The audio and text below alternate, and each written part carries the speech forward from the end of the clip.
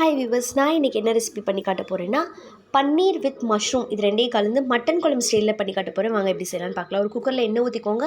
எண்ணெய் சூடானதுக்கப்புறம் அதில் வெங்காயம் சேர்த்து நல்லா வதக்குங்க. வெங்காயம் வதங்கினதுக்கப்புறம் சோம்பு, மிளகு, தக்காளி இதை சேர்த்து நல்லா வதக்கிக்கோங்க. அதில் கொஞ்சம் தேங்காய், கொஞ்சம் கசகசா சேர்த்து நல்லா வதக்கிக்கோங்க. வதக்கி நல்லா ஆறுனதும் மிக்ஸி ஜாரில் போட்டு நல்லா பேஸ்ட் மாதிரி அரைச்சி தனியாக எடுத்து வச்சுக்கோங்க. அதே குக்கரில் சோம்பு, பிரிஞ்சி இலை, பட்டை, லவங்கம், வெங்காயம், கருவேப்பிலை இதெல்லாம் சேர்த்து நல்லா வதக்கிக்கோங்க. அது வதங்கினதும் இஞ்சி பூண்டு பேஸ்ட் சேர்த்து நல்லா வதக்கிக்கோங்க.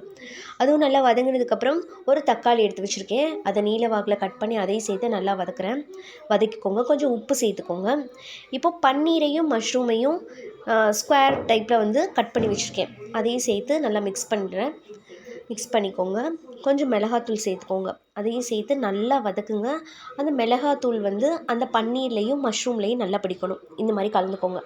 கலந்ததுக்கப்புறம் நம்ம அரைச்சி வச்சுருக்கோம்ல பேஸ்ட்டு, அதையும் சேர்த்து நல்லா மிக்ஸ் பண்ணிக்கோங்க. கொஞ்சம் தண்ணி சேர்த்துக்கோங்க. எல்லாத்தையும் நல்லா மிக்ஸ் பண்ணிவிட்டு ஒரே விசில் விட்டு எடுத்துக்கோங்க. பாருங்கள், சூப்பராக நம்ம பன்னீர் வித் மஷ்ரூம் குழம்பு ரெடி ஆயிடுச்சுங்க. சப்பாத்தி, இட்லி, தோசைக்கெலாம் ரொம்ப பர்ஃபெக்டாக சூப்பராக இருக்கும். நீங்களும் கண்டிப்பாக ட்ரை பண்ணி பாருங்கள். மட்டன் குழம்பு சுவையிலே இருக்குங்க. எல்லோரும் கேட்டு விரும்பி வாங்கி சாப்பிடுவாங்க.